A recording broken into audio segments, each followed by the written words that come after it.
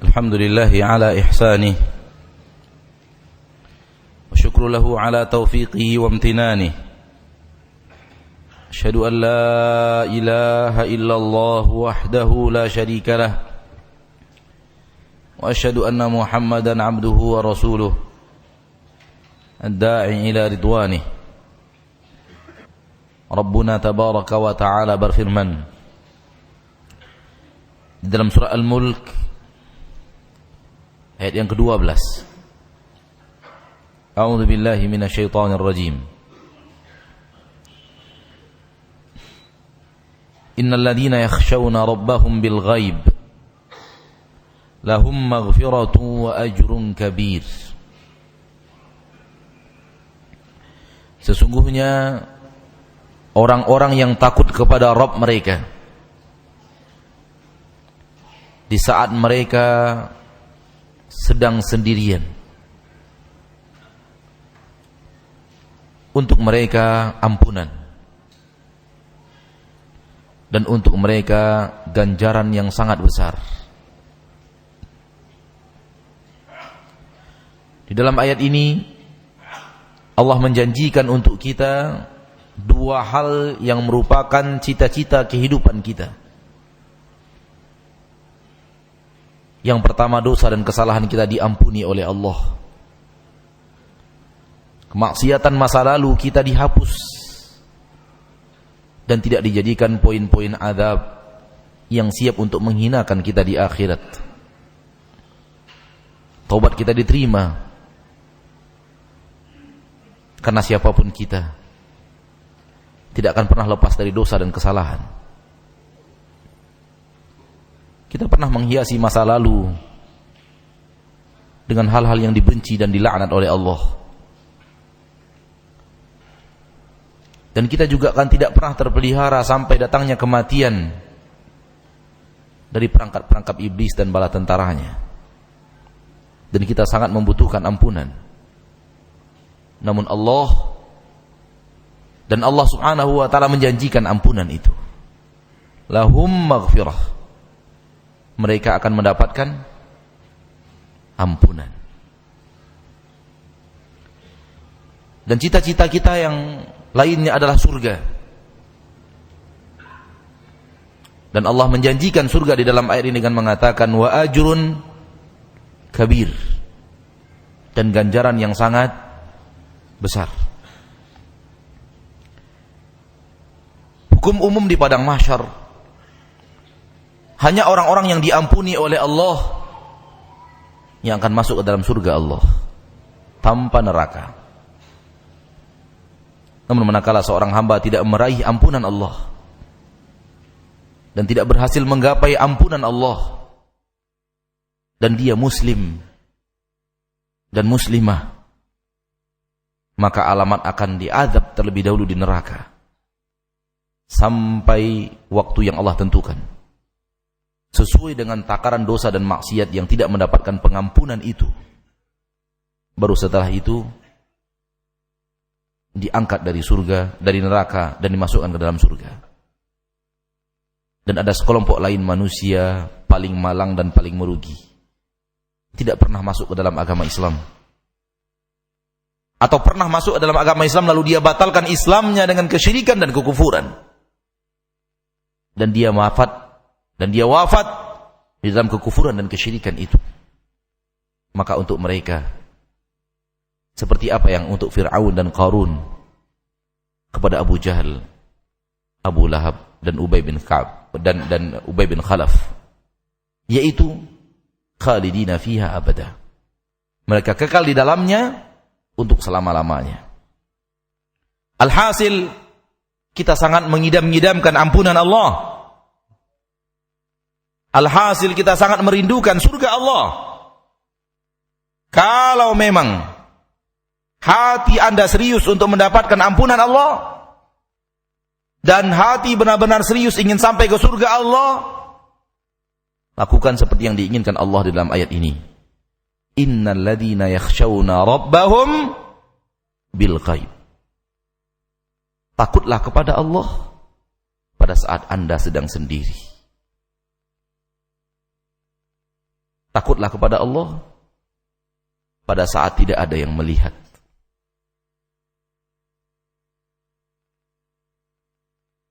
Hanya orang-orang yang memiliki sifat takwa seperti ini, hati yang suci seperti ini, yang Allah janjikan kepada mereka ampunannya. Dan Allah janjikan untuk mereka surganya. Uiddat lil muttaqin. Surga itu Allah telah siapkan untuk orang-orang yang bertakwa. Dan Nabi SAW mengatakan at-taqwa hahuna. Takwa itu ada di sini. Wa yushiru ila sadrihi 3 marrat.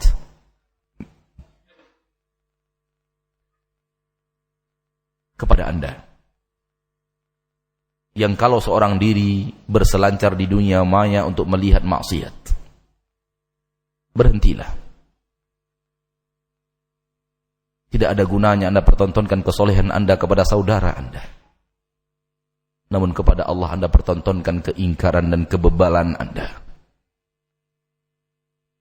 Kepada Anda yang sudah rajin mengaji, membaca Al-Quran, namun masih bertransaksi dengan transaksi riba, berhentilah. Allah tahu transaksi riba Anda itu. Walaupun Anda tipu manusia dengan infak dan sedekah, namun apa yang Anda bisa lakukan kepada Allah ketika Anda masih melakukan dosa yang akan diperangi oleh Allah dan Rasulnya? Fa illam taf'alu, kalau kalian belum berhenti dari perbuatan riba, fa'dhanu biharbin minallahi wa rasulih, iklankan perang. Subhanallah. Anda berada di majlis taklim sementara Anda adalah orang yang diperangi oleh Allah. Alangkah busuknya Anda. Fa'dhanu biharbin minallah. Umumkan perang dari Allah. Tabuh gendang perang Allah, tabuh gendang perang Rasulullah untuk orang-orang yang tidak berhenti dari melakukan riba. Apa gunanya berjenggot kalau Anda adalah orang yang diperangi Allah dan Rasulnya?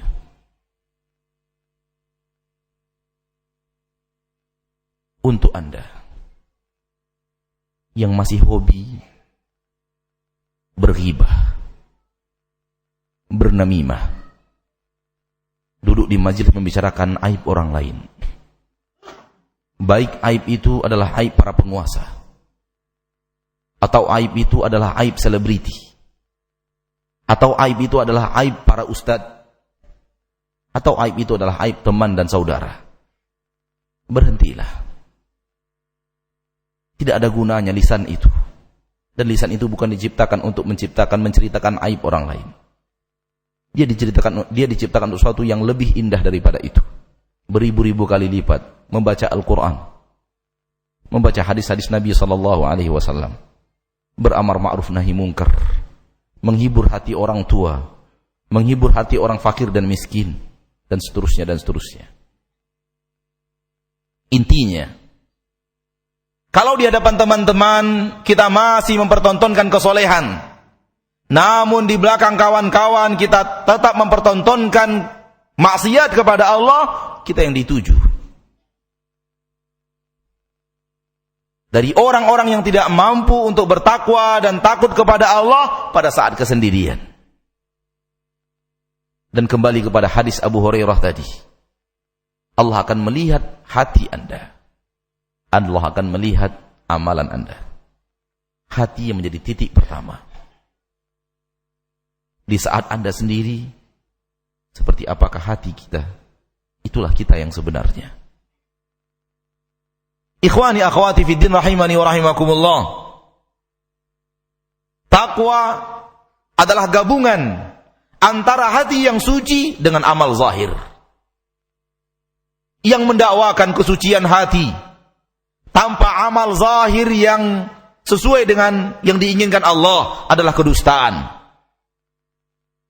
Dan orang yang bertontonkan amal zahir kepada manusia dengan hatinya yang kotor adalah kemunafikan. Dan taqwa mu'allafatun baina qalbin tahir wa amalin zahir. Takwa itu Anda gabungkan hati yang suci dengan amal zahir yang sesuai dengan syariat Islam. Itulah dia takwa. Ibnu Qayyim al-Jauziyah rahimahullah berbicara dalam kitab Madarijus Salikin. Beliau berkata, ajma'al ulama ala anna al-'abda yaqta'u manazilat sayri ila rabbih biqalbihi wa himmatihi la bi badanihi. Sepakat para ulama bahwa seorang hamba menempuh jalan-jalan menuju Rabb-Nya dengan hati dan semangatnya, bukan dengan badannya.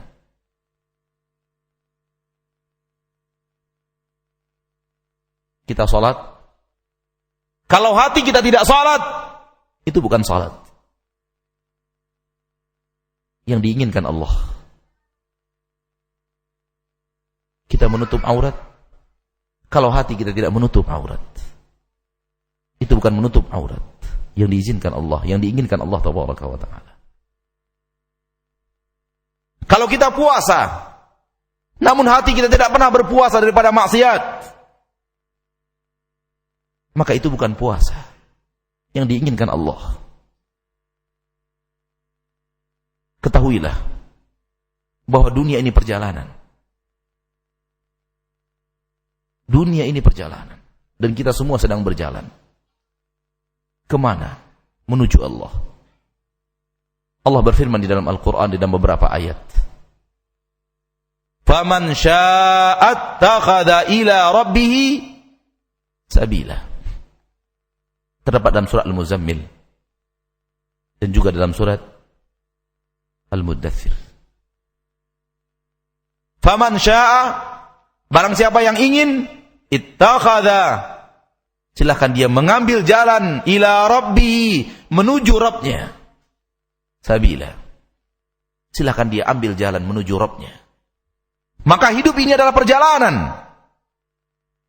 Perjalanan menuju siapa? Menuju Allah tabaraka wa ta'ala. Dan di mana kita bisa bertemu dengan Allah itu selain di surga? Tidak ada. Maka orang yang benar-benar ingin bertemu dengan Rabb-Nya, surga adalah harga mati. Surga baginya adalah harga mati. Faman kana yarju liqa'a rabbih, barang siapa yang ingin bertemu dengan Allah, pertemuan dengan Allah itu tujuan segala kehidupan. Alangkah naifnya seorang muslim yang di dalam hatinya tidak pernah ada keinginan untuk bertemu dengan Rabb-Nya. Alangkah naifnya seorang yang rajin majelis ta'lim, yang hatinya tidak pernah merindukan untuk bertemu dengan Allah, zat yang ia ruku dan sujud kepadanya, zat yang ia berpuasa menahan haus dan lapar karenanya, zat yang dia mengeluarkan hartanya yang sangat banyak karena zat itu.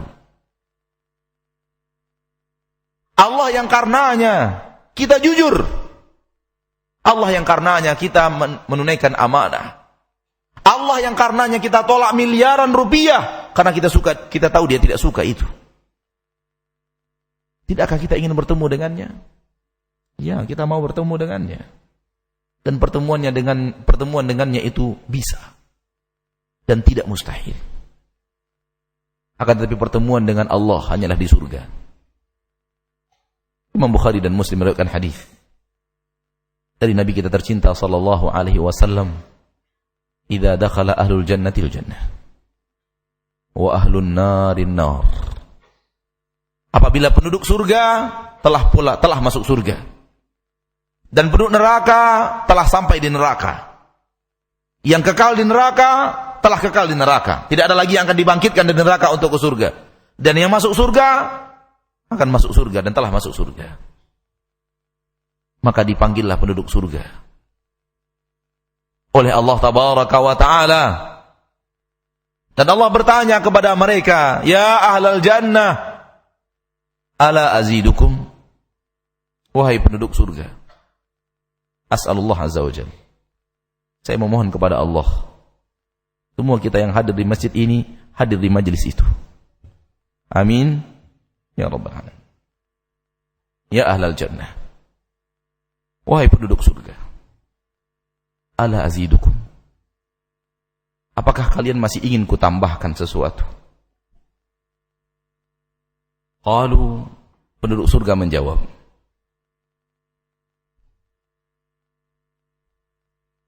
alam tubayyit wujuhana wa tudkhilana al-jannah. Ya Allah, apalagi yang akan kami minta? Tidakkah engkau telah putihkan wajah kami? Tidakkah engkau telah memasukkan kami ke surgamu? Allah berkata kepada ahlul jannah, ya ahlul jannah, ala azidukum, apakah kalian masih mau kutambahkan sesuatu kepada kalian? Penduduk surga kembali berkata, apalagi yang ingin kita minta tambah, ya Rabb? Kami telah masuk surga. Kami telah mencapai cita-cita kami. Wajah kami telah engkau putihkan.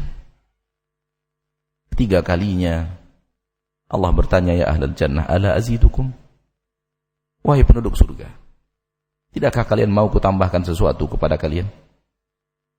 Untuk ketiga kalinya penduduk surga berkata, alam tubayyid wujuhana wa tudkhilana al-jannah. Apalagi yang akan kami minta? Bukankah wajah kami telah engkau putihkan? Bukankah engkau telah masukkan kami ke surgamu?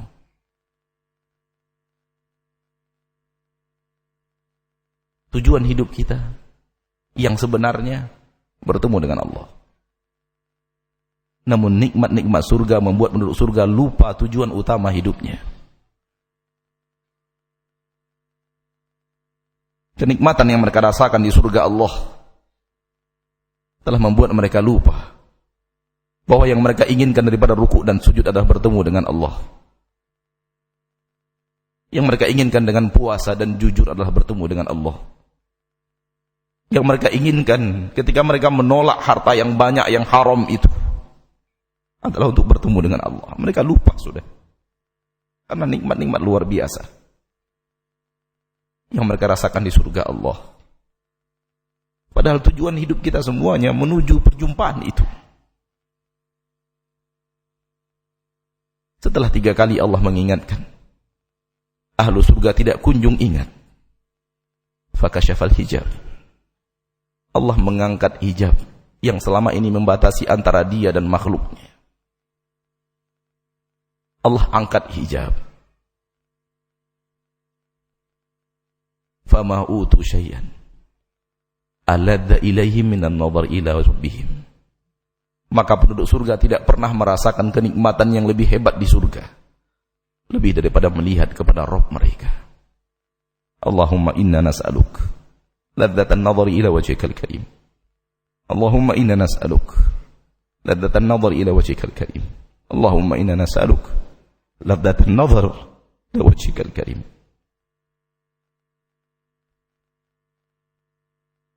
Ya Allah, kami memohon kepadamu, berikan kami kelezatan melihat kepada wajahmu. Jangan halangi kami dengan dosa-dosa kami untuk bertemu denganmu, ya Rabbal Alamin.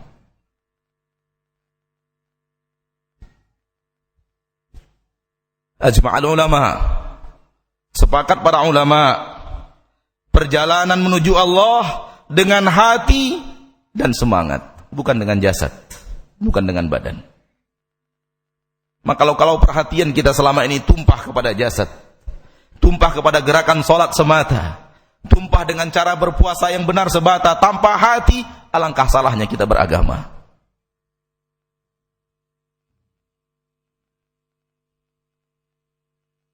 Dan tidak mengertinya kita kepada agama kita yang sesungguhnya.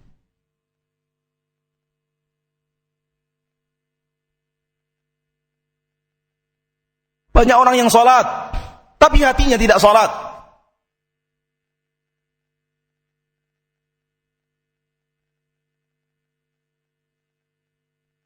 Hatinya di pasar. Dengarkan orang-orang yang Allah puji di dalam Al-Quran. Dan kalau anda sudah termasuk orang-orang itu, beruntunglah anda. Dan doakan kami untuk sampai kepada derajat anda itu, supaya kami bisa mendapatkan kemuliaan seperti yang anda dapatkan. Allah berfirman di dalam Al-Quran surat An-Nur ayat 37. Rijalun la tulhihim tijaratun wala bay'un an dzikrillahi wa iqamis salati wa ita'iz zakah yakhafuna yawman tataqallabu fihi al-qulub wal absar. Kaum rijal, orang-orang yang tidak melalaikan mereka bisnis jual beli dari mengingat Allah, berzikir kepada Allah, mendirikan salat, menunaikan zakat. Hati mereka selalu takut kepada hari di mana berbolak-baliknya pandangan dan hati. Ini orang-orang yang dipuji oleh Allah di dalam Al-Quran, yaitu orang-orang yang sedang berbisnis, namun hati mereka tidak di bisnis itu. Hati mereka jauh sekali dari bisnis itu. Mereka yang sedang bertransaksi, namun hati mereka selalu ciut kepada hari akhirat, memikirkan nasib mereka di akhirat. Orang yang sedang melaksanakan transaksi jual beli, namun lisannya senantiasa bisa bertasbih kepada Allah, tidak pernah lalai dalam salatnya, dan tidak pernah lalai menunaikan zakatnya. Ini orang-orang yang dipuji oleh Allah. Sekali lagi saya katakan, kalau ada di antara kita yang telah sampai kepada derajat ini, maka bersyukurlah kepada Allah. Anda sungguh telah mendapatkan hal yang luar biasa, dan doakan kami untuk bisa sampai kepada derajat itu. Karena kami adalah orang yang lalai, yang jangankan ketika bisnis ingat akhirat. Kami justru sebaliknya, ketika ruku dan sujud kami ingat pasar. Bahkan ketika ruku dan sujud kami masih mengingat perbuatan-perbuatan maksiat. Kalaulah bukan ampunan Allah atas dosa dan kesalahan kita dan kelalaian kita yang teramat dalam, maka tidak akan ada apapun jua yang bisa menyelamatkan kita di akhirat.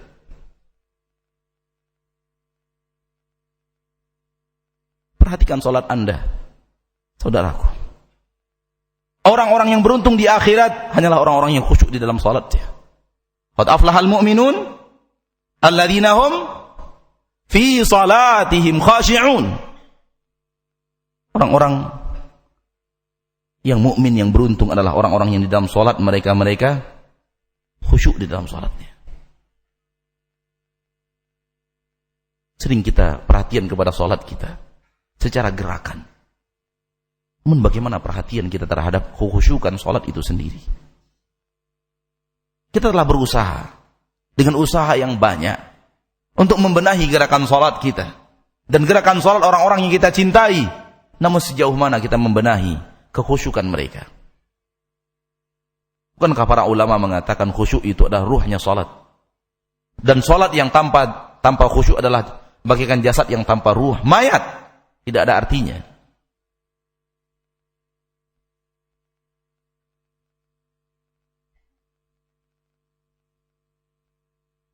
Di dalam surah Al-Hujurat ayat 7, Allah kembali memuji hamba-hambanya yang punya sifat. Dan kalau antum telah sampai kepada sifat ini,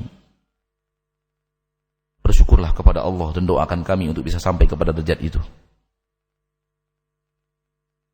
Allah berfirman dalam surah Al-Hujurat, "Walakinnallaha habbaba ilaikumul iman وَزَيَّنَهُ فِي قُلُوبِكُمْ وَكَرَّهَ إِلَيْكُمُ الْكُفْرَ وَالْفُسُوقَ وَالْعِصْيَانَ أُولَئِكَ هُمُ الرَّاشِدُونَ."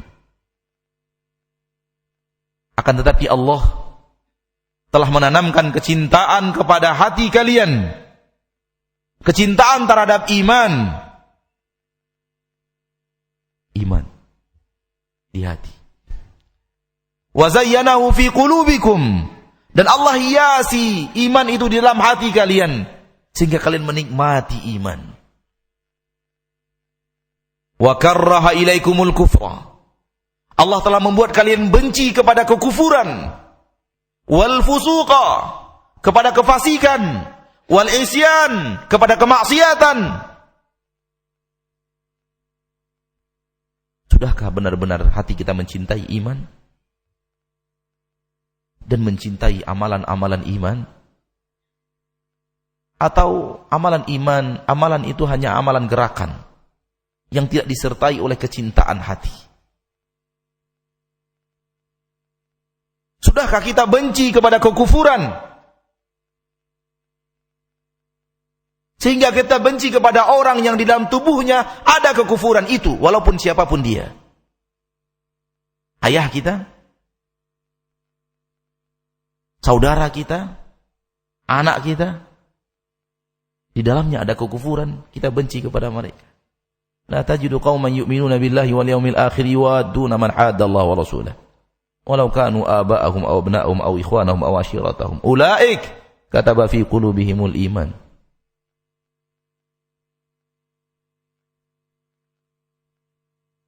Benci kefasikan.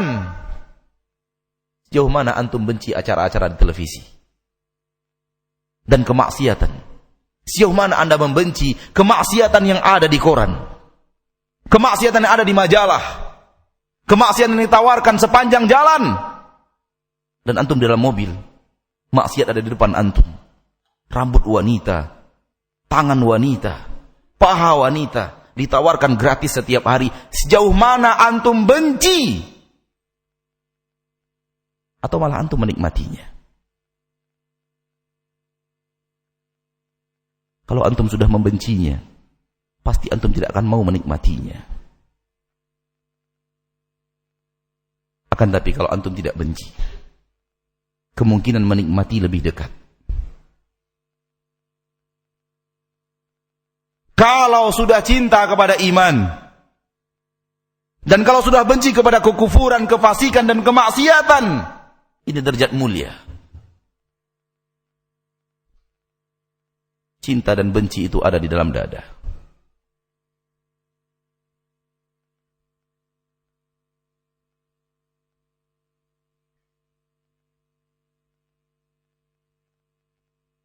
Bergeraklah untuk bisa mencintai iman. Melangkahlah untuk bisa benci kekufuran, benci kefasikan, benci kemaksiatan. Kalau kita ingin menjadi orang-orang yang dipuji oleh Allah Tabaraka wa Ta'ala di dalam Al-Quran.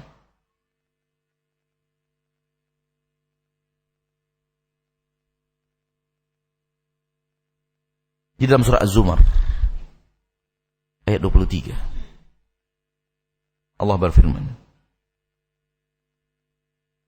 Allahu nazzala ahsanal hadithi kitaban mutasyabiha mathaniya taqsha'irru minhu juludul ladhina yakhshawna rabbahum thumma talinu juluduhum wa qulubuhum ila dhikrillah dhalika hudallahi yahdi bihi man yasha' wa man yudlilillahu fama lahu min had. Allah yang telah menurunkan pembicaraan terbaik, yaitu Al-Quran, sebuah kitab yang mutasyabih, huruf-hurufnya, hukum-hukumnya, mathaniya taqsha'irru minhu juludul ladhina yakhshawna rabbahum, ada yang diulang-ulang, yaitu Al-Fatihah. Yang mana kitab itu yang di dalamnya ada Al-Fatihah yang diulang-ulang itu, taqsha'irru minhu juludul ladhina yakhshawna rabbahum. Ketika membacanya, membaca Al-Quran itu gemetaran, bergemetar kulit orang-orang yang takut kepada Rabb mereka. Tanyakan kepada diri kita, apa yang terjadi kepada kita pada saat kita membaca Al-Quran? Bergemetarkah kulit itu karena isakan tangis? Atau membaca Quran sama saja dengan membaca Al-Quran? Sama dalam arti kata, tidak ada yang bergerak dari kulit itu. Kalau Anda telah sampai kepada derajat ini, pujilah Allah, bersyukurlah kepadanya, dan doakan kami sampai ke derajat itu. Saudaraku, saudariku, kaum muslimin dan muslimat Dimanapun antum berada, rahimani wa rahimakumullah. Kembali kepada apa yang ingin kita sampaikan dari awal, yang dengannya kita berikan judul pengajian kita malam hari ini. Mari benahi luar dan dalam kita, benahi zahir dan batin kita. Allah melihat kepada batin itu sebagaimana Allah melihat kepada amalan pada zahir itu. Dan jangan hanya tertipu dengan amalan zahir lalu Anda telah merasa soleh. Ini adalah perangkap syaitan yang luar biasa, di mana syaitan membisikkan kepada telinga seseorang, membisikkan kepada hati seseorang, Anda telah soleh, Anda telah soleh, Anda telah soleh. Berbahagialah, Anda telah soleh, Anda telah soleh. Dan apabila kita menerima bisikan syaitan itu, dan dilahir dalam hati kita bahwa kita telah menjadi orang saleh, maka kita telah terjebak ke dalam perangkap syaitan yang sangat dahsyat. Dan tidak jarang di antara orang-orang yang rajin salat, rajin mengaji, rajin membaca Al-Quran, merasa dirinya telah menjadi orang saleh. Saudaraku, saudariku, bagaimana mungkin Anda yakin Anda orang saleh sementara Anda tidak pernah tahu apakah rakaat-rakaat salat Anda telah diterima oleh Allah? Jangankan rakaat, Anda tidak pernah tahu ada satu sujud Anda yang diterima oleh Allah. Mana bukti diterimanya? Mana piagam penghargaan bahwa salat Anda diterima oleh Allah tabaraka wa ta'ala?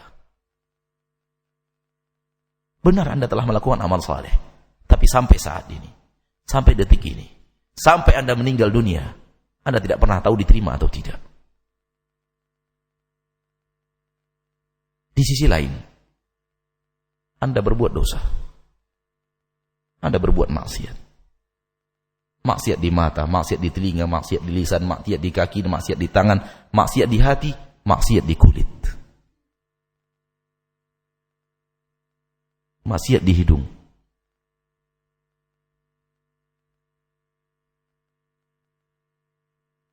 Anda tidak pernah tahu maksiat itu telah diampuni atau tidak, mendapatkan pengampunan atau tidak. Mana keterangan dari langit bahwa maksiat itu telah diampuni oleh Allah? Itu artinya tak ada ketaatan Anda yang sudah pasti diterima, dan tidak ada maksiat Anda yang sudah pasti diampuni. Dari mana datangnya Anda orang saleh? Dari mana datangnya? Kalau bukan dari syaitan. Maka takutlah selalu kepada dosa, karena belum ada jaminan pengampunan. Dan haraplah selalu dengan pahala agar bisa, dan haraplah selalu kepada ibadah agar dia diterima oleh Allah tabaraka wa ta'ala. Dan campakkan kepedean kita bahwa kita orang saleh, dan campakkan perasaan bahwa kita adalah orang yang baik. Kita adalah orang yang berlumur dengan dosa dan kesalahan. Kita berlumur dengan maksiat bertahun-tahun, puluhan tahun bahkan.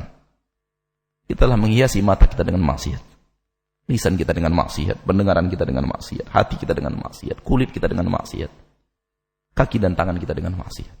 Dan kita tidak pernah tahu Allah ampuni atau tidak. Maka menangislah di hadapan Allah, minta pengampunannya, dan menangis yang paling baik di sepertiga malam yang terakhir. Mari kita benahi hati kita, mari kita benahi batin kita, lebih daripada kita membenahi zahir kita. Kedua-duanya kita benahi, namun fokuskan dan pusatkan perhatian kepada hati lebih daripada jasad. Semoga bermanfaat. Dan kita lanjutkan dengan tanya jawab. Wa sallallahu wasallam wa baraka wa an'am ala abdihi wa rasulihi Muhammad. Kita mencoba untuk menjawab pertanyaan terlebih dahulu yang sesuai dengan tema kita. Adapun setelah itu, kalau masih ada waktu yang tersisa menjelang pukul 9, waktu Indonesia bagian barat. Insyaallah kita mencoba untuk menjawab pertanyaan lainnya. Pertanyaan pertama, Ustadz, mohon nasihatnya agar bisa menjaga pandangan di zaman fitnah ini dan ancaman kelak di akhirat bagi yang tidak bisa menjaga pandangan. Para ulama berkata, Ithnani la yashba'an. Ada dua yang tidak pernah kenyang. Al-ainu minan nadhar. Mata tidak pernah kenyang melihat. Wal lisanu minal kalam. Dan lisan tidak pernah kenyang berbicara.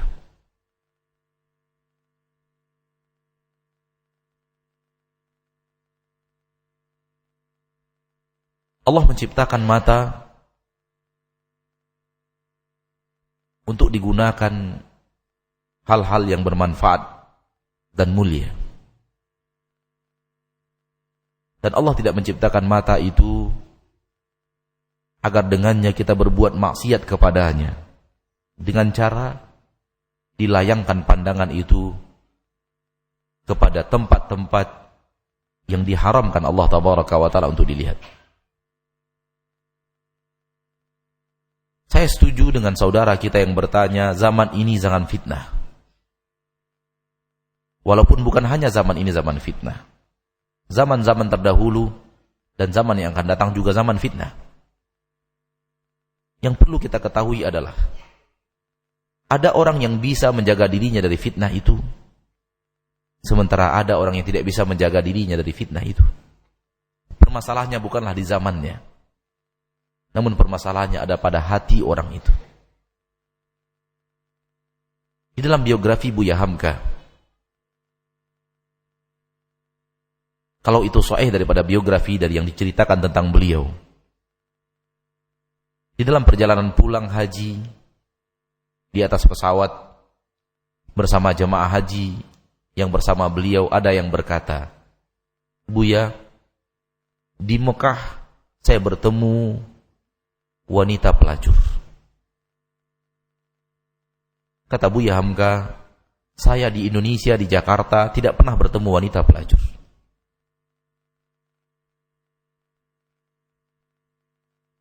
Subhanallah. Ini Jakarta, penuh dengan fitnah. Kenapa beliau tidak pernah bertemu dengan fitnah itu? Fitnah perzinahan. Dari wanita-wanita yang menggoda beliau untuk berzina.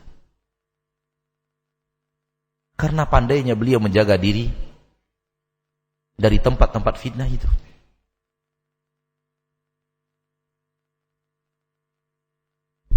Oleh karena itu, perkuat benteng iman dan perkuat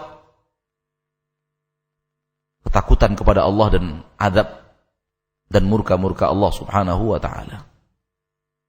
Hanya itu yang bisa membentengi mata kita dari maksiat yang ditawarkan setiap hari gratis. Namun gratis, di baliknya ada azab yang sangat dahsyat. Selalulah letak